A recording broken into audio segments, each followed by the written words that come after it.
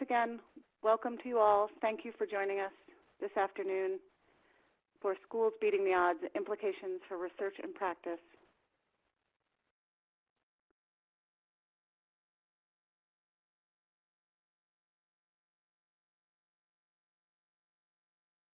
I am now delighted to be handing the mic over to my colleague, Sandra Espada, who will be welcoming you to the event. Enjoy the bridge event.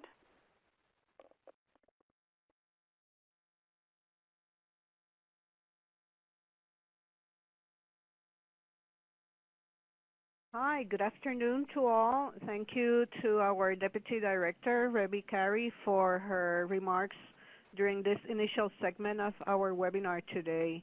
And thank you all for joining us. I always appreciate when colleagues set time aside to join the work of others and do a collaborative discussion, which is what we are expecting to have today. Just to remind you that we record our proceedings, and if you know other colleagues that were unable to join us today but are interested in the topic, please let them know that this recording will be available in the future, in the short future, I think, in our RELNI website. So they will be able to find the materials and the video of the webinar. I am, as Rebby mentioned, the RELNI liaison for Puerto Rico and the USBI, and also the facilitator for the Puerto Rico Research Alliance for Dropout Prevention. Claire Morgan is my colleague as the researcher for the Alliance, and we provide support to the work of a good representation of the educational community in Puerto Rico.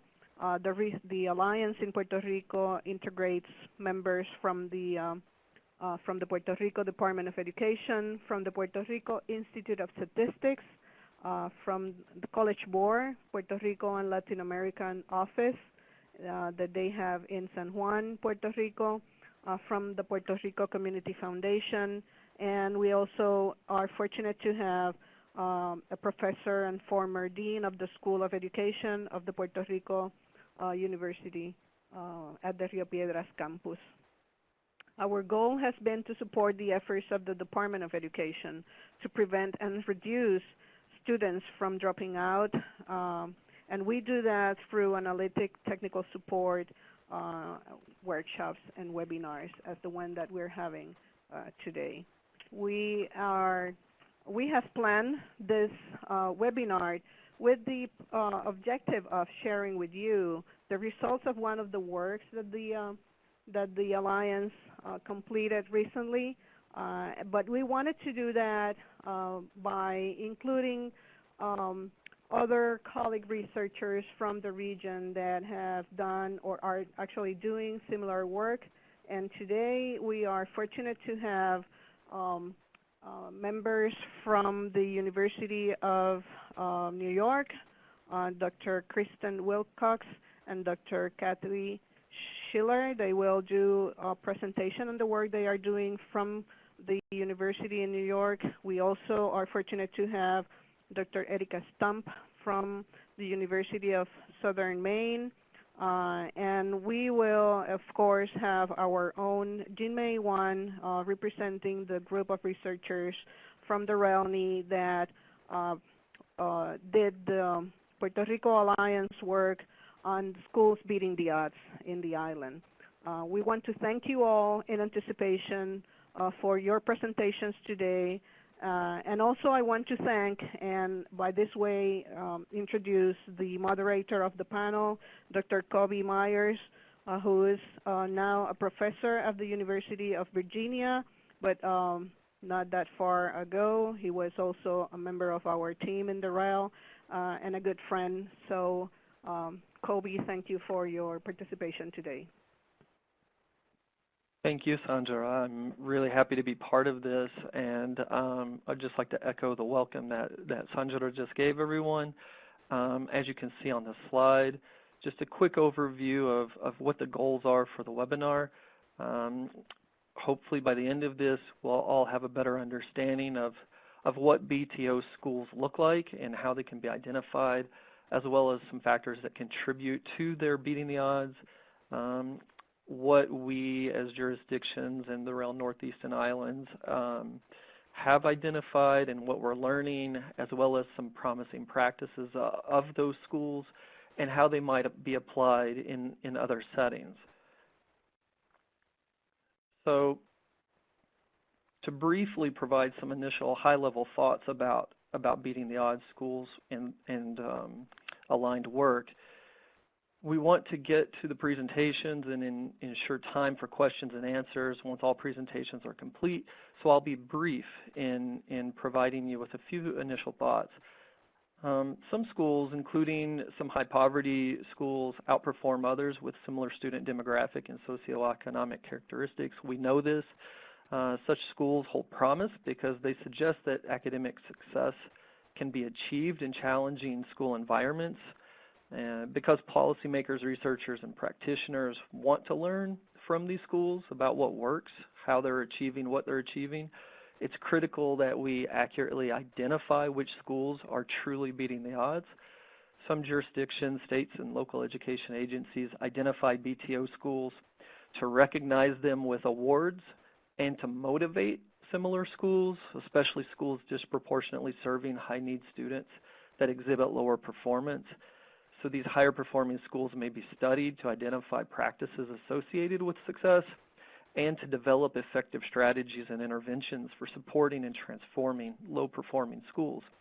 Misidentifying schools, however, could lead to research results that are not useful or even inaccurate, and so we have to be really careful about this. However, I think across these studies you'll see that there's not necessarily a right answer about how we identify beating the odds schools. There are many ways to do so, and many of them could be valid, and in part it depends on what the goals of the policymakers and researchers and practitioners are. So thus the research designs that likely yield the most useful results are those informed by and aligned with those goals. So the goals to a great extent should drive how we're thinking about what it means to be a beating the odds school and how we identify such schools.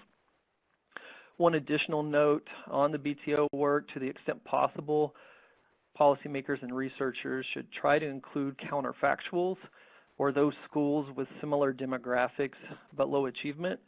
Without them, what we learn from BTO schools might be valid but not particularly helpful. It could be the case that similar practices of similar quality are occurring in both sets of schools, those schools that are beating the odds and those schools that are not beating the odds, which would result in our questioning whether or not what we're identifying in beating the odds schools alone is a differentiator. That is, if beating the odds schools and schools that are not beating the odds are doing the same things, then we might not want to invest too heavily if our hope is to improve those lower performing schools. So we have to be really careful both in measurement and goals to determine the BTO schools, but also be considerate of what is happening in similar schools that perhaps are not beating the odds, and that will lead us, most likely lead us to better results, better understanding, and hopefully long-term outcomes. So with those general thoughts in mind, I do want to get to the presentations quickly to ensure time.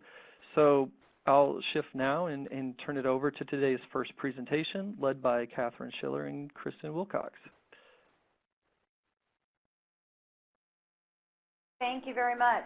I'm Kristen Wilcox. I'm an assistant professor in the School of Education. I'm Catherine Schiller. I'm an associate professor in the School of Education at the University at Albany, State University of New York. Long. Okay. Yeah, we brought to this study qualitative and quantitative expertise. So I'd like to just walk you through some of the background on our study, and then Katie will give you some overview about the sampling method, and then I will turn to some of the kind of key findings we noticed in the odds beating schools that we studied. So the purpose of our project was to identify those school practices and policies and processes in odds-beating elementary and middle schools whose students exceeded performance expectations on the New York State assessments aligned with the Common Core state standards. And that included both English language arts and mathematics assessments are the criteria that we used, and Katie will talk about that a little bit more. So a little background on this study. At the time that we were commissioned to do this study, there was race to the top funding coming from the federal government to take a look at what was happening in the schools as they were adjusting to adopting the Common Core state standards, along with two other components of the reform effort in New York State, and that included the annual professional performance reviews of teachers and leaders, and also the data-driven instructional practices that were expected. So that's just a little bit of background what we were looking at. So the purpose, what we're going to present today is basically a discussion of how we went about identifying odds-beating schools, and then some overviews of what we found from the results of our study. To start out with, I'm going to talk about how we went about identifying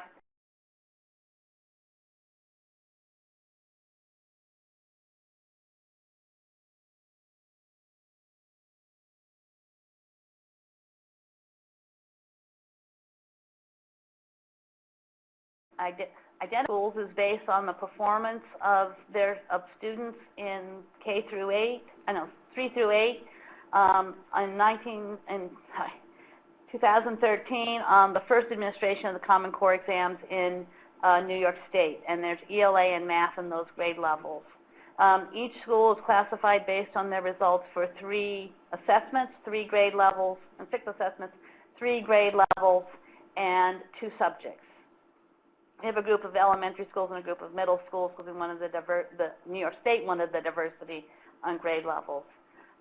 We evaluated, this is a 3-step process that we used. We first conducted regression analyses, which I'll show you in a minute, an example of one that estimated the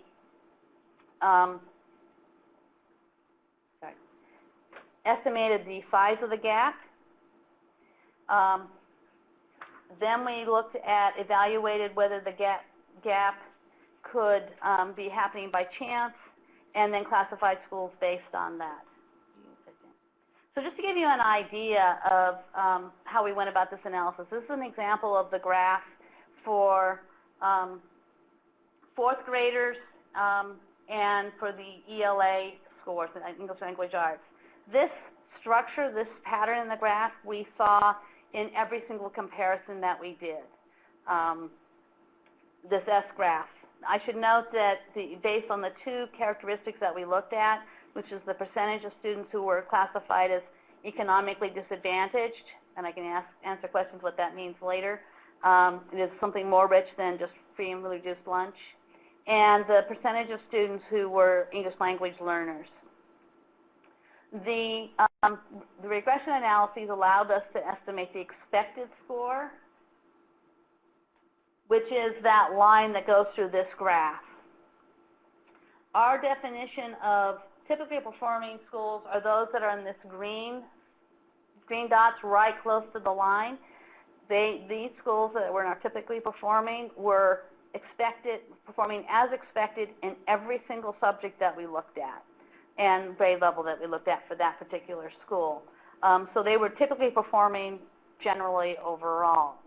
Our odds-beating schools are this group that is above the line, and above that blue line.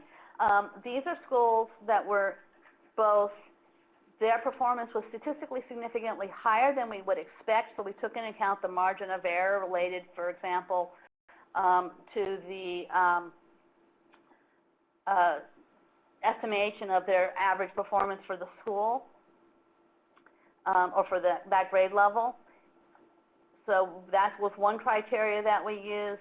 The other criteria was the size of the gaps. We wanted schools in particular who were exceeding expectations by more than 1 standard deviation compared to all the other schools in the state that had that grade level.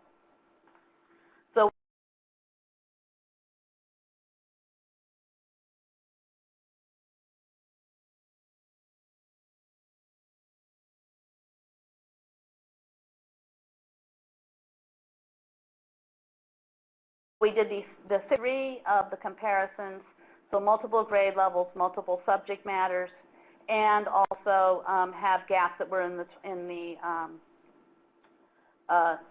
greater than 1 standard deviation than would have been expected. We then strategically sampled from those 2 groups. We tried to target schools that were similar in the grade levels they served, the populations they served. We tend to skew it towards the more disadvantaged range, and also they were all meeting their annual adequate progress, so they were not focus schools or priority schools as they're called in New York State. We can talk later about why. And that they had at or below the amount of financing that we would expect for their type of community. We tried to be diverse in urban, suburban, rural, so we had that representation, and also geographically for the state. We ended up with 18 schools in our study. 12 of them were odds-beating schools, and 6 of them were typically performing schools. Kristen's now going to talk about the method we used to collect our data. I'll note that the same procedures were used in both types of schools. Kristen. Okay. Thank you, Katie. And one other question we are often asked is why did we not study the lower performing schools? At the time of this study, it was during the launch of those 3 initiatives that I was talking about earlier, the Common Core, the APPR, and DDI. And so it was a particularly burdensome time for many of the schools that were lower performing, and many of them were under audit. So it was unethical for us to burden them with more site visits. We found from previous multiple case studies that as long as we have a distinction between typicals and odds beaters that's statistically significant, we can make the comparisons nicely. So I'll just briefly run through because we're running out of time. Our design is a mixed method multiple case study, and we collected a variety of different kinds of data, interviews, documents, focus groups, classroom observations, and also surveys. We have more detail about our methods and procedures for data collection and data analysis in a document that's available on our website through a project that we work with here at the University of Albany, and that's at albany.edu/New York Kids. So this is just a list of some of the different kinds of data that we collected. So we were approaching this study from a social ecological perspective. We were really interested in what was happening in different systems, and different nested systems, so looking at classrooms as they're embedded in schools, as they're embedded in districts, and looking at the ways those things work together in odds-beating schools. So the phases of analysis that we went through had to do with creating some a priori codes that were based on a literature review. We had a very large team of researchers that were working with us, so we were looking across a broad spectrum of issues, and all of those categories of analysis were included in our initial coding. And as we moved along, we used both inductive and deductive coding mechanisms. And what you'll hear about next is just the overview of what we came out with major themes. And Katie will discuss the first one. This graph here is just laying out the 4 corners that we're going to talk about. I should note that what we're presenting here is what we found stronger and more consistently in the odds-beating schools. The typically performers often had 1 or 2 of these components, but we're not as consistently high on all of them. One question that I often get, or we often get, is, well, were the odds-beating schools really different? I'm the quantitative person on the team, and so we did include a survey, and I'd like to say that yes, they are distinctly different, even statistically significantly different. These are responses to a survey that was given to the elementary school at the time the state was conducting the tests. We can see in our typically performing schools, over 60% of our teachers were worried about their jobs. We got that in the interviews too. Not so for our odds-beating schools. Our odds-beating school teachers also agreed that the new standards were really helping them feel more satisfied with their teaching. We use this as an example of the creation or an indicator of the amount of relational trust that they had. And from the interviews, we asked, well, why do you feel like your job's not in danger? And they said, well, because my principal supports me. And here's one quote. So in terms of APPR changing anything, it hasn't changed my rapport with my teachers. It has changed the way we do things in the end, but I don't want them to dwell on their APPR score. That's the teacher evaluation score. Keep doing the successful things that you're doing. Everyone is safe in your learning environment. You're doing it right. Keep things going. Just keep doing it. Now, Kristen's going to talk about how this lays the foundation for the other things that come next.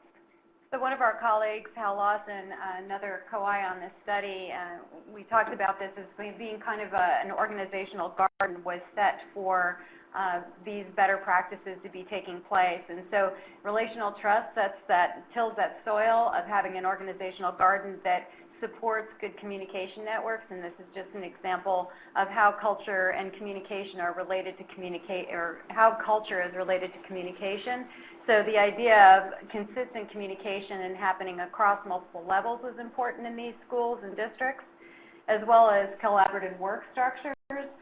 People were working in inquiry teams, they were using data, and they were consistently revisiting what the data were telling them about the performance of the students in their buildings.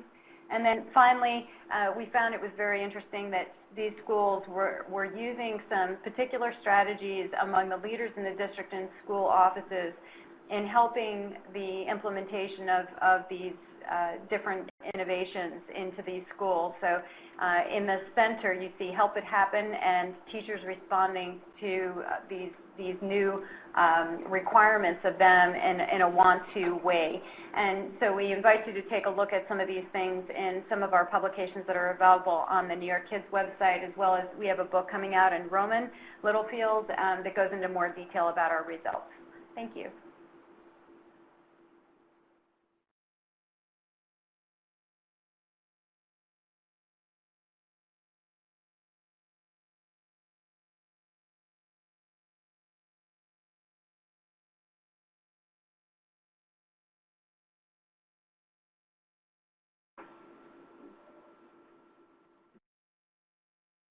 Thank you for that. And now we'd like to move to Erica Stump's presentation of more efficient public schools in Maine. Thank you, Erica. Sorry to interrupt you. Hi, sorry to introduce myself too early there. Hi, I'm Erica Stump, and thank you for joining us today. I'm going to briefly discuss research conducted here at the Maine Education Policy Research Institute at the University of Southern Maine. And this work we did identified higher performing and more efficient public schools in Maine. It should be noted that the report for the study was released in 2012, although the findings continue to be used and shared regularly. The report can be found on our website, which will be put in the chat at some point and is on the last slide of this PowerPoint.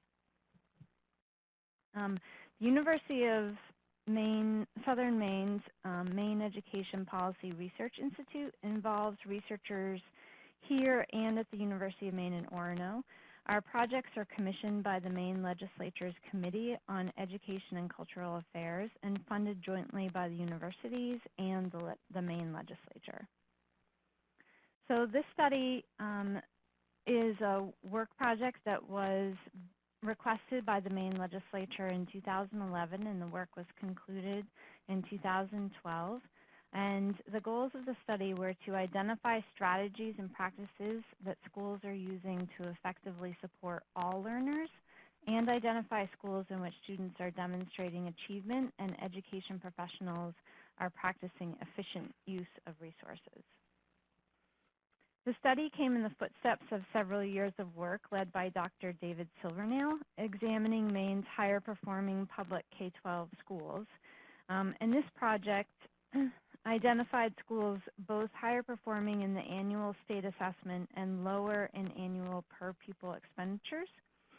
Following the identification of the schools, a sample of 25 more efficient schools and comparison schools were selected as case studies. Within the case studies, several schools had free and reduced price lunch rates higher than the state average, so could be considered schools beating the odds in more traditional definitions. but we also deliberately included schools of various enrollment sizes, schools located in various geographic locales, including rural schools. So to explain a little bit more in depth the operational definitions of the criteria used to identify more efficient schools in Maine, we analyzed school-level data and identified schools as higher performing if it demonstrated performance on the annual state assessment higher than the state average and higher than a predicted average. So this predicted average is also another element of beating the odds. The predicted average was developed internally utilizing schools' past performance, as well as a comparison to a statistical cohort of similar schools. Also, for high schools, the graduation rate had to be higher than the state average to be identified as a higher performing school. In addition, we developed a return on spending ratio utilizing the percent of students who met or exceeded proficiency in the state assessment and the school's per pupil operating expenditures. These expenditures were defined as those most closely tied to instruction, excluding transportation, operation and maintenance of buildings, and debt services. Schools that met all of these criteria were identified as more efficient schools. As mentioned, 524 public schools were examined, and in addition to the internal identification of more efficient schools in order to build a sample for case studies, we also published each school's individual profile on our website. The profile was a 2-page document including the chart on this slide, and a brief description of each criterion, as well as the school's raw score for each criterion, in addition to the check marks seen here. You can still find these profiles on our website. I believe the link to that will be put in the chat and is at the end of this presentation. But note that the data for these profiles includes data from 2007 to 2010, 3 school years. So they are not an up-to-date profile of schools, and schools should not be evaluated on them specifically, but they can provide a model for use in other contexts. The report that we have published also outlines a bit more of the methodology, and I'm happy to connect with folks or answer questions later to dig deeper into the specifics of developing the criteria, but I want to have time to talk a little bit about the findings. But generally, the sample of our schools included public schools with usable data for analysis. It's important to note that the state assessment data was used from grades 4, grade 8, and grade 11. So schools with a K-8 configuration had to meet criteria and performance for both 4th and 8th grade. Additionally, a low percentage of high schools meeting all criteria is notable, with only 9 or 8.5%. And although the high schools did have one more criteria of graduation rate than other grade configuration levels, it was evident even in our case studies that high schools faced unique challenges for various reasons, and this would certainly be an area of further study that would be interesting.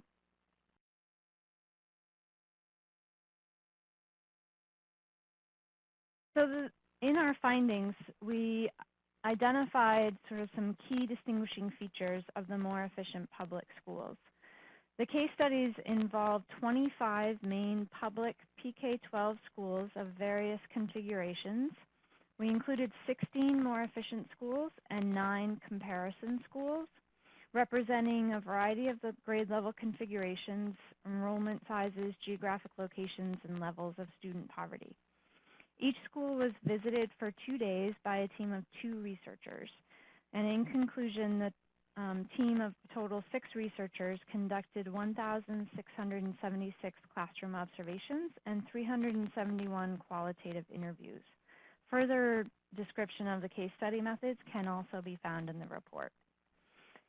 Findings of the qualitative case studies indicated that more efficient schools exhibited distinctively pervasive characteristics of demonstrating practices and philosophies that reflected greater equity, efficiency, and intellectual work in a student-focused culture. So I'll talk a little bit about each of these components as we defined them. Student focus in this research can be defined in that we saw that schools, more efficient schools, centered around children, from administrative duties to custodial practices. The importance of students was not just in their well-being or happiness, although this was important, but seeing children as intellectuals who were working to build a better world.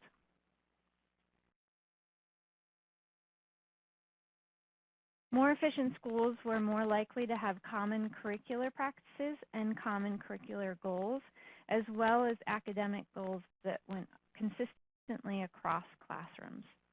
Professionals collaborated regularly in ways that were directly connected to student learning, and the school day in most of these case study schools was substantially more focused on intellectual learning and instructional time. It should be noted that this meant that many activities were approached as intellectual. For example, they didn't have less recess or less art, but instead they approached these as important critical experiences that were used to deliberately develop physical and cognitive skills.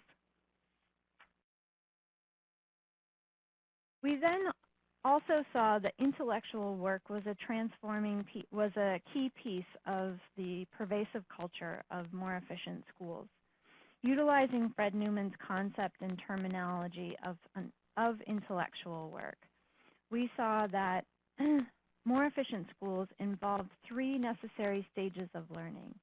Understanding, so each task or intellectual experience incorporated a sense of understanding, of transformation, and of sharing.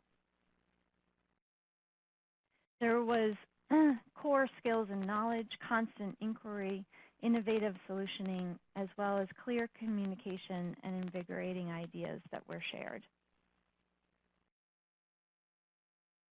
Intellectual work in more efficient schools was seen as students engaging in intellectual work that involved developing practices of mind regarding academic knowledge and skills, as well as social and behavioral learning. It also included adults, and we purposefully didn't write this as educators because it really was adults across various professions within the school, but that adults engaged in collaborative and independent intellectual work to develop and sustain practices of mind that improved organizational knowledge and student performance. We heard from participants in the study that intellectual work was described as sustaining a concise school-wide focus, which often incorporated literacy. One administrator said, "We're not going out and buying something, we are building it from within."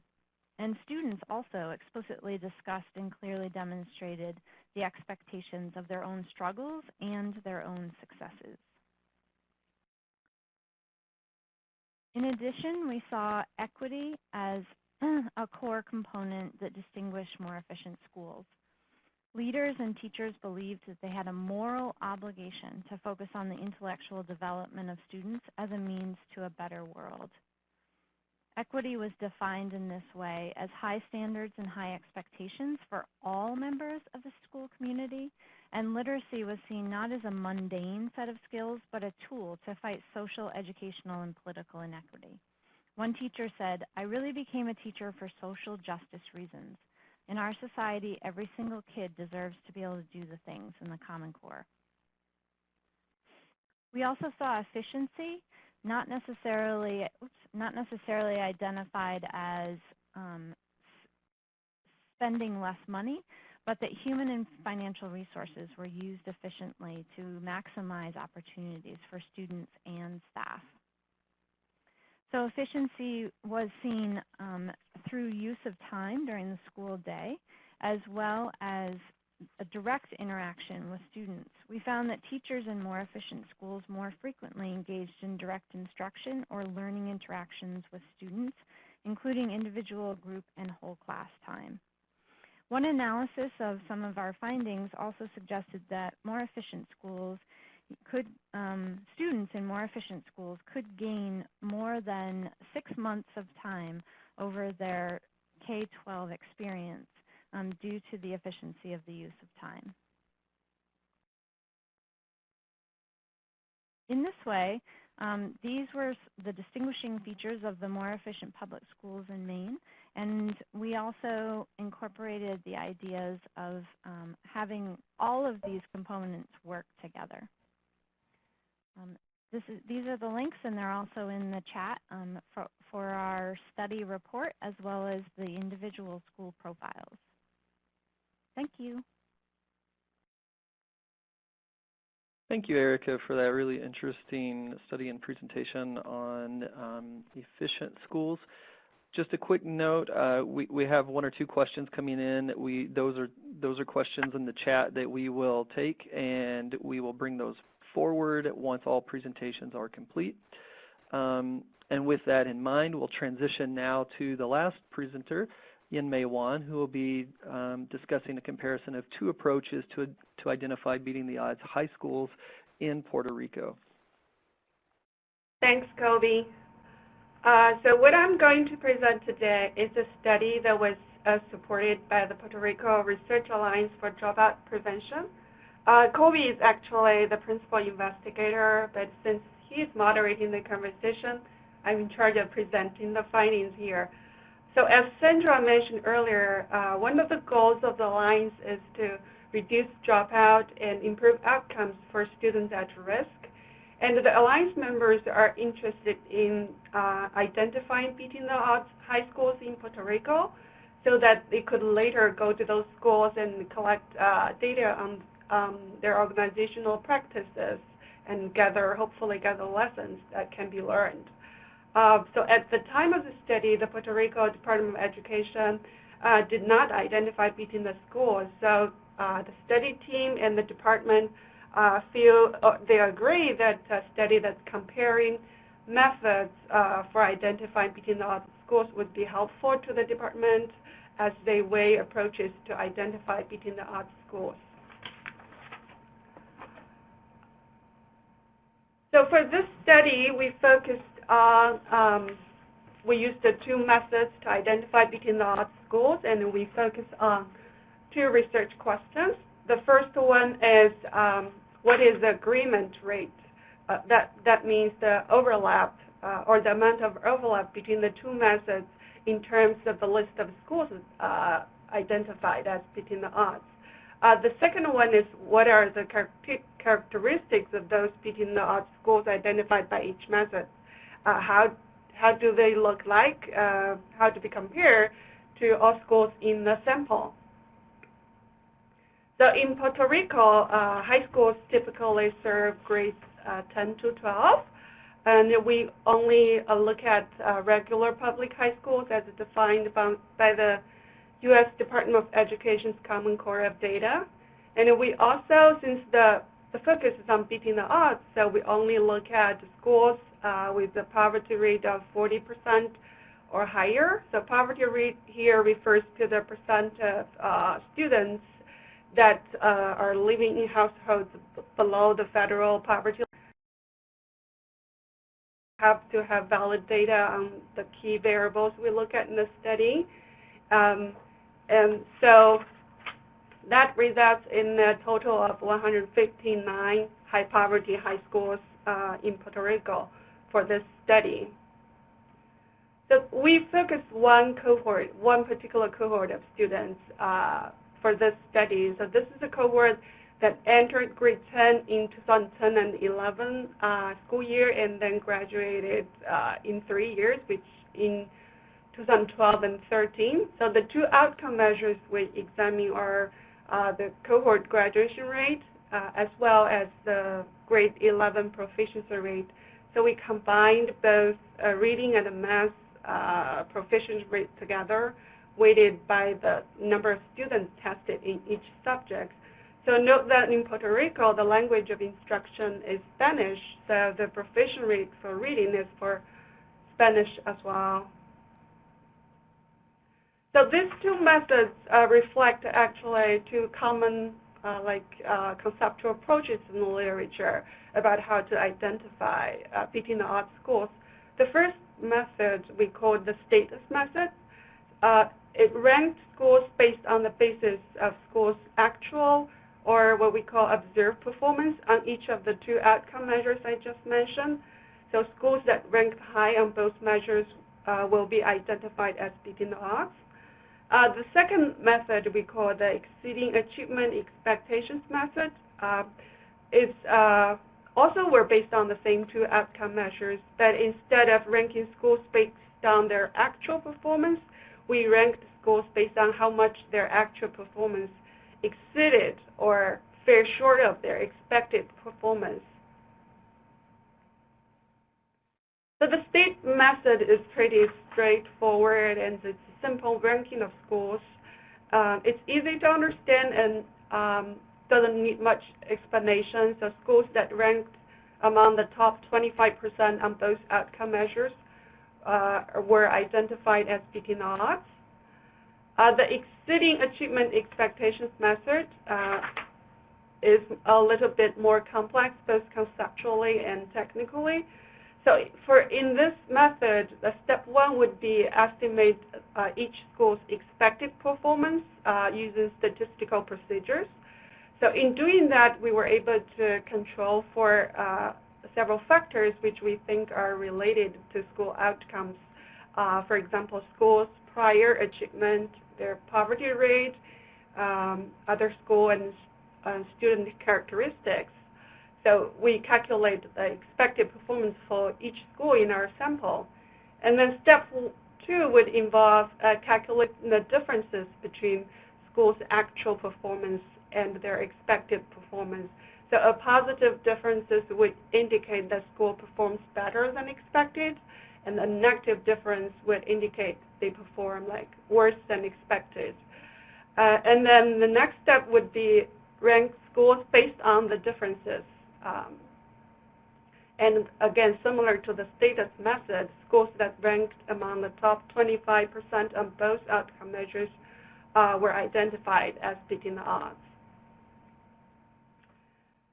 So here is a table showing the agreement or lack of agreement between the two methods. If you look at the third row, so the state methods identify 17 schools, and the other methods identify 15 schools, with 6 schools identified by both methods.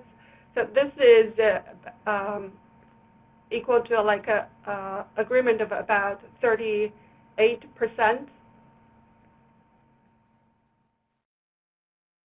And here we compare the characteristics of the two groups of beating the odds schools.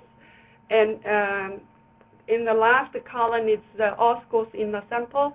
So it appears that both groups of beating the odds schools are pretty similar to each other, as well as to all schools in the sample in terms of their school enrollment and a number of other characteristics that are not presented here in the table, including student-teacher ratio, their student ratio and ethnic compositions. But schools that identify the status method, however, appear to have a higher percentage of female students, lower percentage of students below poverty level, and also lower percentage of students with disabilities. So this graph shows where what the actual performance of the beating the odds schools are. So the left panel is for the graduation rate outcome, and the right panel is the proficiency rate measure. The y-axis is the actual outcome. It's the graduation rate or the percent proficient. So you can see that the gray bar is the beating the odds schools identified by the status method. They actually have the highest average outcomes. That's expected because that method, by definition, identifies schools that rank top on those outcomes.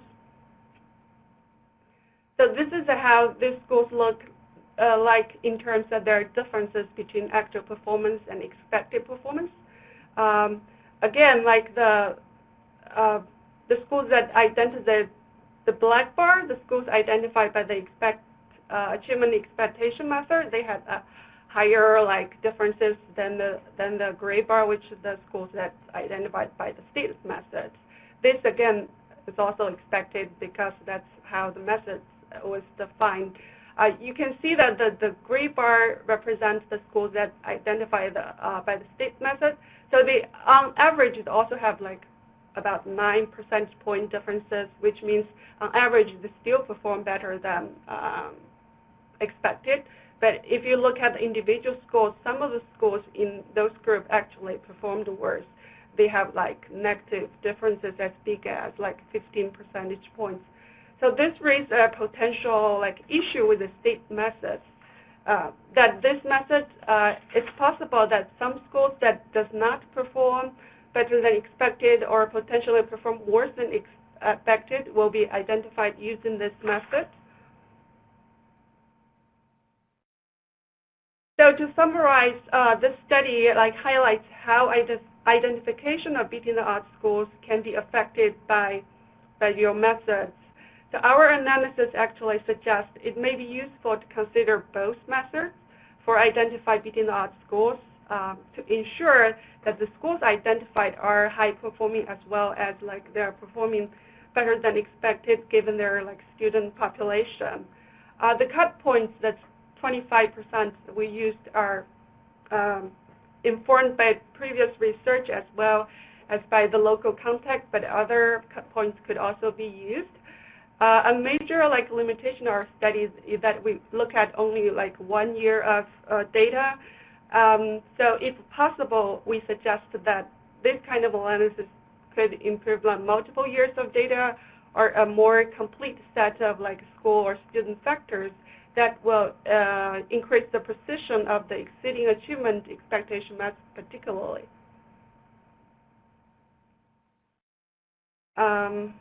So the report actually has just been published yesterday. We provided a copy here in the download today's file box, but it could also be downloaded from IES website. That's all. Thanks. Thank you, Yin-Mei. So we'll shift the conversation now to questions. We have about 10 minutes or so for questions. Sandra has been noting in the chat box in the corner of your screen that you can type in questions as we go. We have a couple that have emerged, so we'll start with one that Stephanie asked for Kristen and Catherine, our first presenters. So for the presenters from New York, how many of the Beating the Odds schools were rural? And if there were any, did they have any characteristics that stood out or differed from their urban counterparts? Okay, thank you.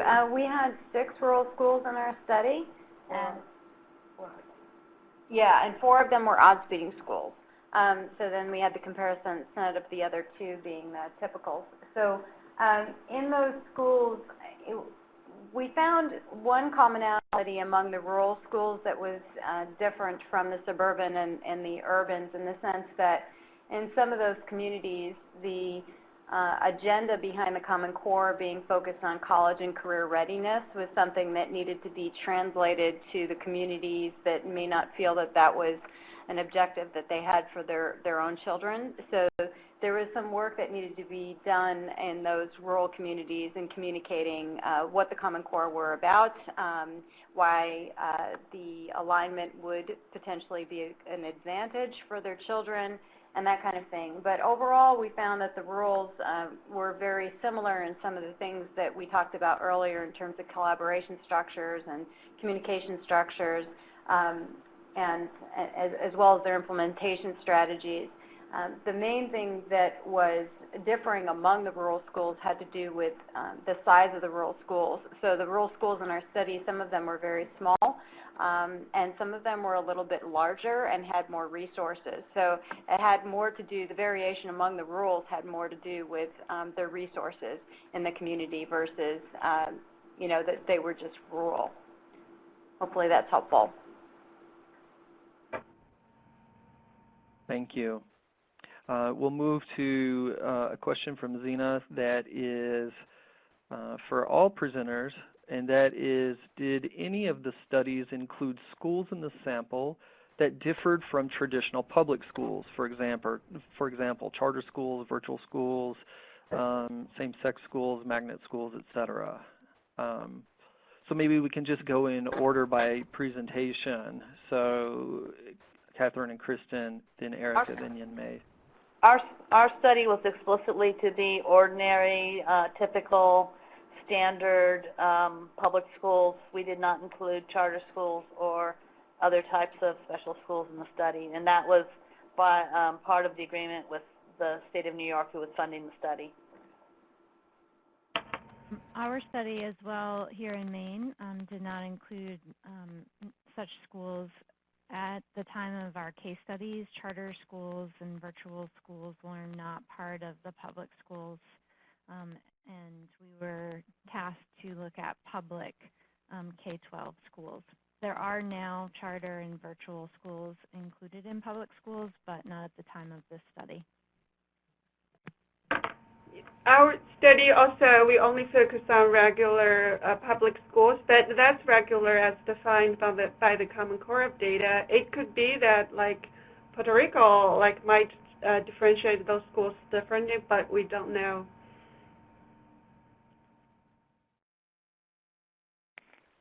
Okay, thank you.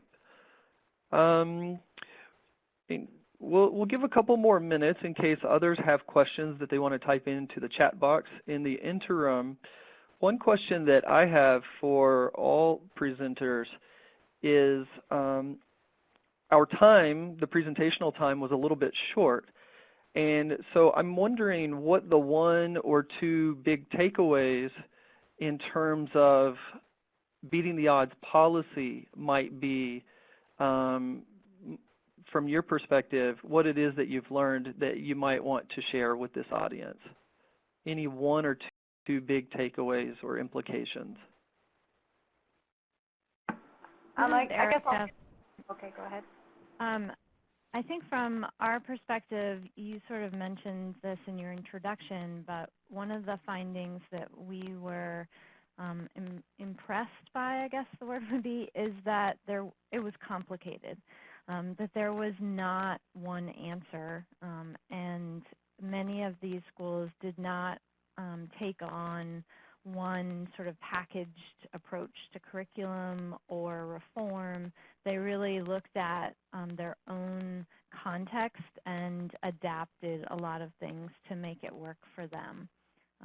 So we were glad to find that it was not, even though our criteria was based on standardized tests, it was evident that these schools were not just spending lots of time prepping for tests, and it was really a comprehensive, holistic vision of student learning.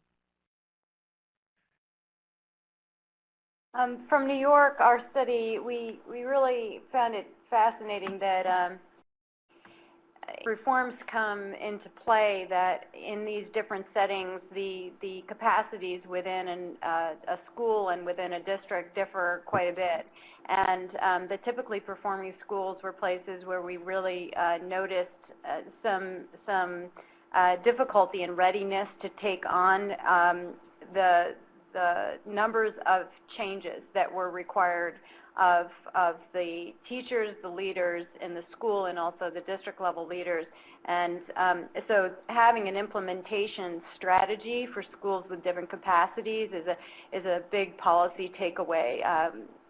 The more successful schools already had some of those things in place, and we can't take for granted that those kinds of scenarios don't exist in every school. This Yin-Mei.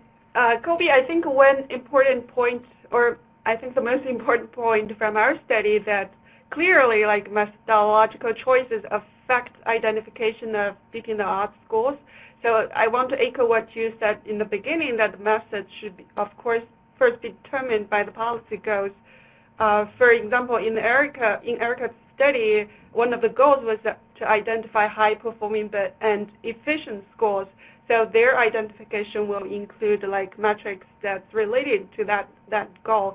It might be different from another study who look at other kinds of beating the odds schools.